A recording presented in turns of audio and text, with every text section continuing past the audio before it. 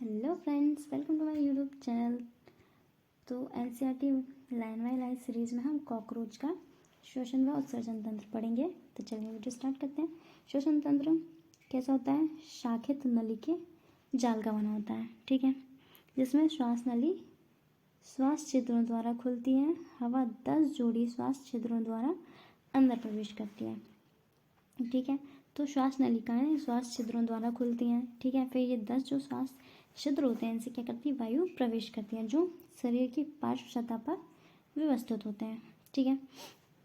पार्श्व यानी बाजू वाले, पार्श्व यानी ऐसे, जैसे ये एक बॉडी है तो ये हो गया इसका पार्श्व सिरा, ठीक है। तो ये पार्श्व सतह पर व्यवस्थित होते हैं। श्वास नली पुनः विभाजित होती है, ठीक है। ये शाखाओं में विभाजित होती है, श्वास नलिकाएं बनाती है, ठीक है, और हवा को श्वास नलिका द्वारा शरीर के सभी भागों तक पहुंचाती है। अब श्वसन श्वास जो छिद्रों का खुलना अवरोधनी द्वारा नियंत्रित होता है, ठीक है। हमारे जो मानव में होता है वो अवरोधनी का कार्य कौन करता है? हमारा जो नासा छिद्र होता है वो करता है, लेकिन कॉकरोच में अवरोधनी श्वास छिद्र होते हैं वो खुलने बंद करने में अवरोधनी, ठीक है, उसे हम अवरोधनी कहते हैं। तो ये श्वास नलिकाओं पर गैसों का क्या होता है? आदान प्रदान द्वारा विसरण विधि द्वारा होता है।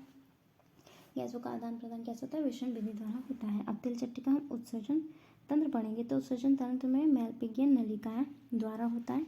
प्रत्येक नलिका ग्रंथिल एवं रोम युक्त उपकला द्वारा आश्रित होती है। ये मैलपिगियन नलिका कहाँ पर होती है? ये आपके मध्य हाथ और पश्चात की संधि पर होती है। 100 से 150 संख्या में होती है, ठीक है। ये क्या करती है? नाइट्रोजनी अपशिष्ट पदार्थों का अवशोषण करके उन्हें जैव रासायनिक क्रिया द्वारा यूरिक अम्ल में परिवर्तित करते हैं। कॉकरोच कैसा प्राणी है? तो ये यूरियोटेलिक प्राणी होता है, ठीक है। ये क्या करता है? इसका जो मल होता है वो कैसा होता है?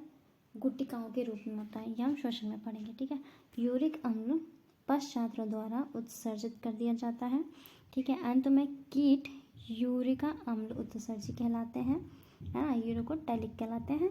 और इनके साथ साथ वसा पिंड, वृक्काणु, उपत्वचा और यूरिकोस ग्रंथि भी उत्सर्जन में सहायता करती है, ठीक है। तो कॉकरोच के उत्सर्जन में क्या क्या होता है? उत्सर्जी अपशिष्ट क्या क्या होता है?